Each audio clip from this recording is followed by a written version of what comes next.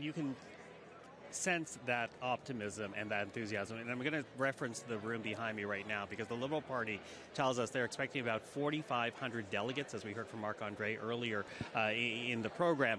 And in fact, they say that this 4,500 may even be exceeded. That is the initial number going into Montreal. As we say, the party feeling very buoyed in part by the polls. And to that, I want to bring in Éric Grenier, founder and writer of the Writ, as well as Philippe Fournier, founder and writer behind 338 Canada. Let's talk about the polls. Yes, the Liberals nearly a year ago got a minority government, but right now there is a feeling in the air that they are very close to a majority government, and they seem to be, based on your numbers, what you're seeing out there, they seem to be having many Canadians backing them up in that quest to be a governing party with a majority.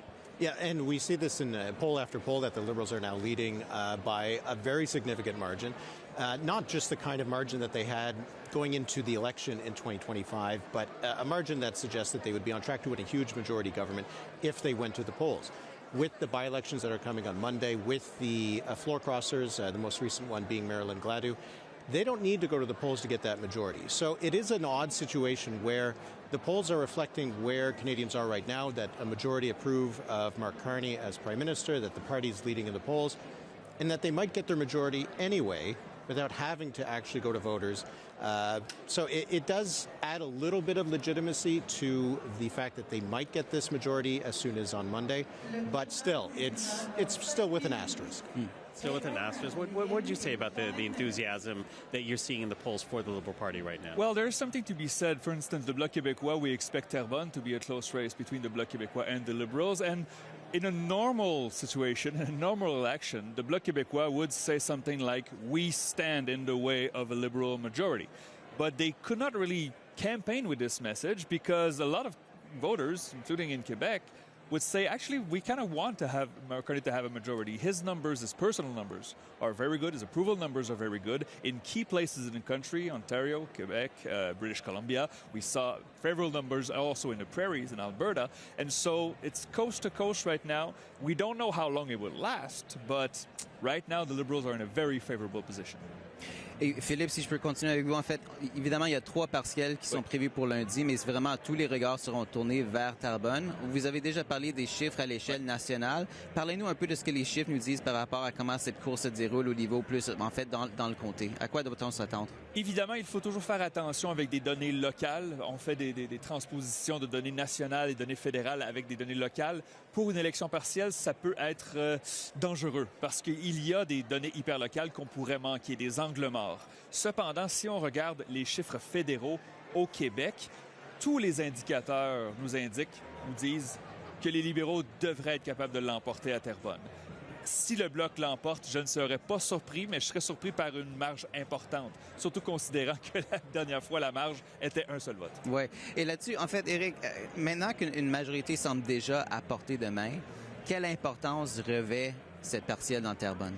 Ben, oui, il n'y a pas l'importance qui était le cas juste il y a quelques jours, mais quand même, ça va être un autre comté, un autre siège, un autre député à la Chambre des communes. Et on sait que oui, c'est beau d'avoir un gouvernement majoritaire avec un député de plus que le nombre nécessaire, mais on sait que ça va donner plus d'options aux libéraux s'ils ont un caucus majoritaire qui est 175, soit 18, quelque chose comme ça, si on voit des autres transfuges.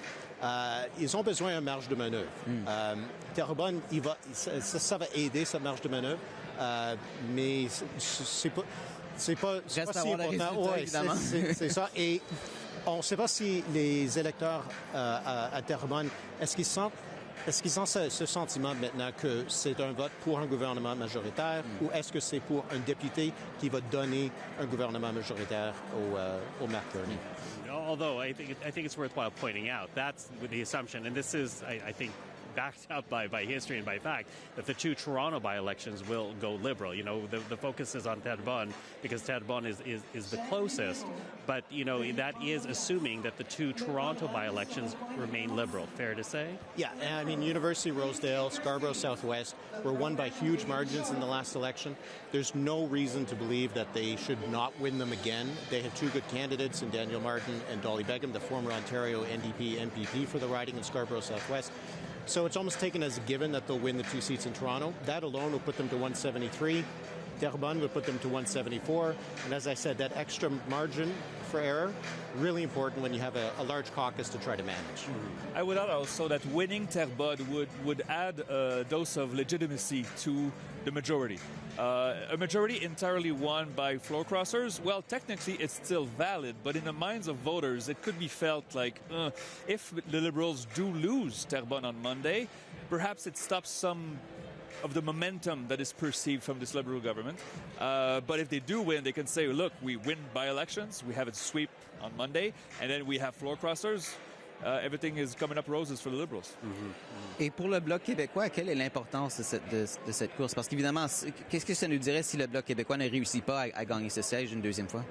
Qu'il y a eu un changement à la fois démographique et un changement du portrait politique, parce que avant l'élection de 2025 l'an dernier, et je crois qu'Éric serait d'accord, jamais j'aurais pensé que Terrebonne pourrait devenir libéral. Les chiffres n'ont jamais vraiment été serrés. Évidemment, lors de l'élection, les chiffres du Québec et du Grand Montréal venaient sondage après sondage et on disait, mon Dieu, les libéraux ont une chance à Terrebonne. Mais historiquement, ce n'est pas un comté libéral.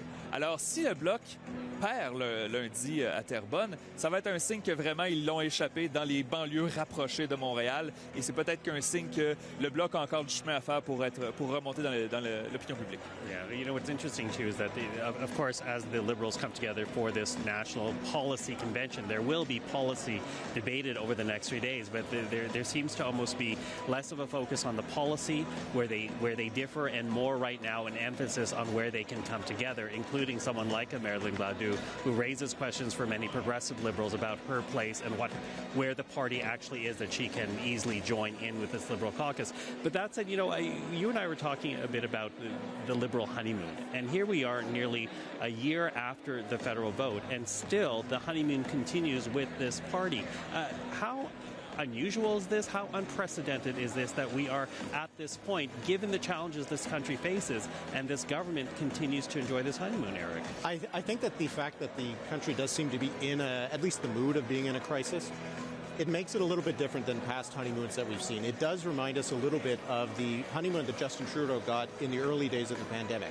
Now, of course, it didn't last, and I would suggest that maybe it wasn't even as dramatic as what we've seen here or as sustained. But I think that we have seen a bit of a rally around the flag effect that has benefited Mark Carney. So this honeymoon, I don't think it's for the Liberal Party. I think it is for Mark Carney. And I really think a lot of the success that the party has had right now, it can be attributed to him. He's got a brand that has, you know, obviously some historical success, but I think that a lot of the extra votes that they've gotten over the last little while are Carney votes, not necessarily Liberal votes. En fait, là-dessus, justement, qu'est-ce que les sondages nous disent par rapport à M. Carney et pourquoi il semble pouvoir rallier tant de gens? Et c'est pour ça que j'allais faire un petit jeu de sémantique ici avec Michael et Éric. Je ne crois pas que ce que nous voyons dans les chiffres présentement, c'est une lune de miel. La lune de miel, c'était l'été dernier. Au cours de l'automne, nous avons vu les chiffres se resserrer au point tel que nous avions une égalité statistique. C'est vraiment avec le discours à Davos et ensuite l'hiver assez productif que les libéraux ont connu, du moins dans les chiffres, ont vu les libéraux remonter. Alors, est-ce que c'est vraiment une lune de miel ou c'est que les Canadiens, pour l'instant, apprécient cette première année du gouvernement? M. Carney, ses chiffres sont excellents. Encore une fois, les taux d'approbation sont très forts, même dans les régions moins traditionnelles comme l'Alberta et les Prairies. Je pense que c'est un signal que, comme Éric l'a si bien dit, que c'est vraiment Mark Carney qui conduit la locomotive ici. Et justement, là-dessus, évidemment, le départ de Marilyn Gladu, une 5e députée transfuge, Éric, ça doit être un autre coup dur pour Pierre Poilievre. Qu'est-ce que les sondages nous disent par rapport à comment il est perçu? Ça va pas très bien pour les conservateurs. On voit dans les sondages maintenant, le parti est entre 30 et 35 %. c'est le niveau d'appui qu'on a vu avec Andrew Scheer, avec Aaron O'Toole, et je ne pense pas que les conservateurs pensent que ça, c'était des chiffres qui étaient des bons chiffres. Et on voit aussi que le côté personnel, qu'il y a plus de gens qui ont une opinion défavorable de Pierre Poilievre que favorable. Mais on en voit récemment que les défavorables a peut-être baissé un peu, peut-être avec le nouveau ton, peut-être ça a aidé un peu. Mais c'est vraiment le contraste entre Mark Carney et le Pierre Poilievre où on voit l'écart qui est simplement énorme et très problématique pour le chef conservateur. Yeah, and of course, in the days to come, we will see just how problematic it will be for Pierre Poilievre. But of course, the focus right now is on the Liberal Party as this convention gets underway. Listen, we just heard announced over the room the call for delegates to take their seats because the program is going to start shortly. So I will ask a question, and if I cut you guys off, I apologize ahead of time. I'm not trying to be rude. But given that what we have seen these last few days, another floor crossing in Maryland-Gladue, the poll numbers where they are, the by-election coming up the day after, or 2 days after this convention wraps up. I'm wondering what you are each watching out for over these next few days as you speak to delegates and add that to your calculations and to your understanding of what's happening right now with this party and with this country. For me, I think getting a sense of the confidence that we see from members here, is it a confidence that is born from just things are going well now, or the sense that they should take advantage of the position that they're in? I think that is the biggest question here. Yes, they're going to get probably the majority in the by-elections on Monday. Floor crossers could add to it. But do we feel any sense that the members would actually like to go to the polls again, that they would like to try to get 200 plus seats, or are they satisfied with what they have? Philippe? Well, Eric just stole my point. There are many people in here I talked to earlier this evening. How dare you, Eric? We would love to have an election right now. We know it's not ideal because many Canadians don't want one, but we want one.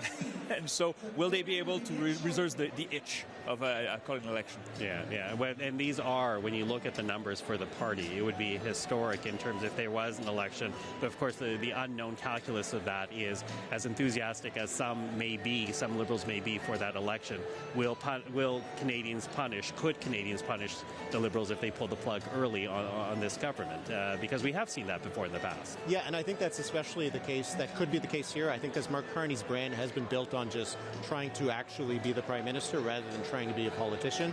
So an early election call, I think, would undermine that. And then I wouldn't be surprised if there was an election call that within a week, the numbers aren't as great as they are today. 5 weeks is a long time. We saw that many, many times over, that a campaign can change. The momentum you carry into a campaign may not last. Yeah, absolutely.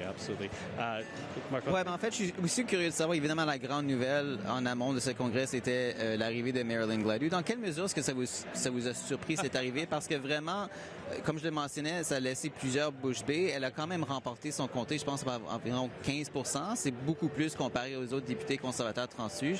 Philippe, je vais commencer avec vous, ensuite Éric peut enchaîner. Les transfuges précédents avaient quelque chose en commun, que leur comté, les libéraux avaient été extrêmement compétitifs. On regarde Edmonton Riverbend, Acadie-Annapolis, le territoire de Nunavut et les autres. Si une élection avait lieu aujourd'hui, ces comtés-là auraient de bonnes chances de devenir des comtés libéraux. Mais ce n'est pas le cas pour Sarnia Lambton, le comté de Mme Gladue. Et donc, c'est une histoire est différente. Je pense que c'est plus personnel et j'ai bien de voir si on va apprendre dans les prochains jours, semaines et mois que Mme Gladue, est-ce qu'elle va vraiment se représenter? C'est à voir. As I said, I apologize for jumping in, but the program is underway here at the Palais du Congrès in Montreal. You're watching the Liberal National Convention right here on CPAC.